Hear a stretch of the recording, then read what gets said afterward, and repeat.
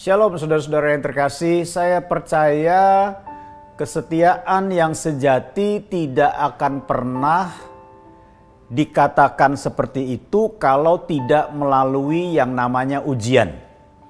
Saudara yang kasih dalam Tuhan, ujian itulah yang membuktikan, ujian itulah yang akan berbicara, ujian itulah yang akan menyerukan bahwa seseorang memiliki kesetiaan.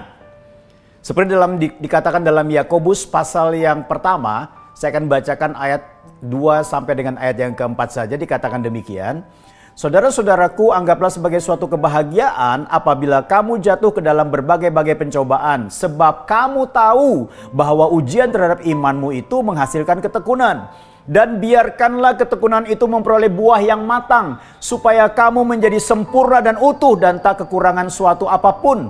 Saudara yang kasih dalam Tuhan, saya percaya kesetiaan orang Kristen itu tidak hanya dapat ditaruh sebagai status, tetapi merupakan sebuah hasil dari ujian. Artinya apa saudara? Apapun situasi hidup, dia tetap berpegang teguh kepada firman Tuhan.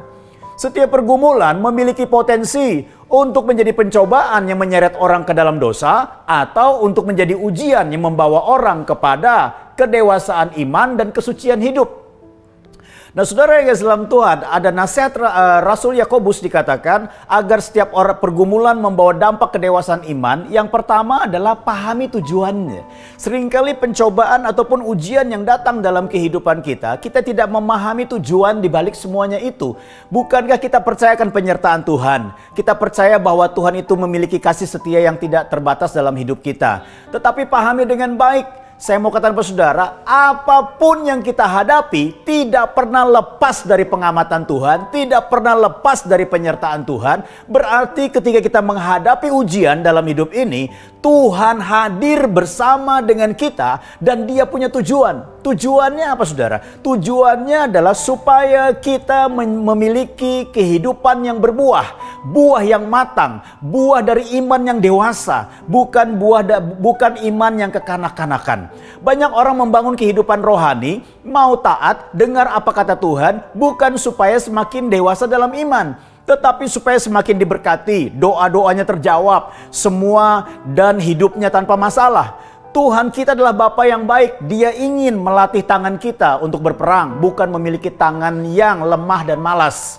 Dia ingin supaya kaki kita terus melangkah seperti apa yang Dia katakan. Walaupun mungkin di depan sepertinya tidak pasti, tetapi kita belajar hidup bukan karena melihat tetapi karena percaya. Dia ingin supaya mata kita tertuju kepada Dia. Karena apa? Karena firman Tuhan selalu membawa kita untuk berfokus kepada Kristus dan firman-Nya. Saudara yang kasih dalam Tuhan, karena dalam hidup ini selalu bisa saja kita mengalami yang namanya awan gelap yang menutupi sinar matahari. Kita tidak melihat banyak hal.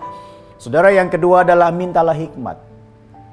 Dalam memahami segala sesuatu yang Tuhan kerjakan dalam kehidupan kita melalui cara apapun, kita perlu hikmat. Supaya apa? Supaya kita mengerti maksudnya. Dan yang kedua, supaya kita mengetahui apa yang harus dilakukan. Jadilah setia karena teruji. Bukan hanya memiliki status setia, tetapi setia karena teruji atau tahan uji. Tuhan Yesus memberkati.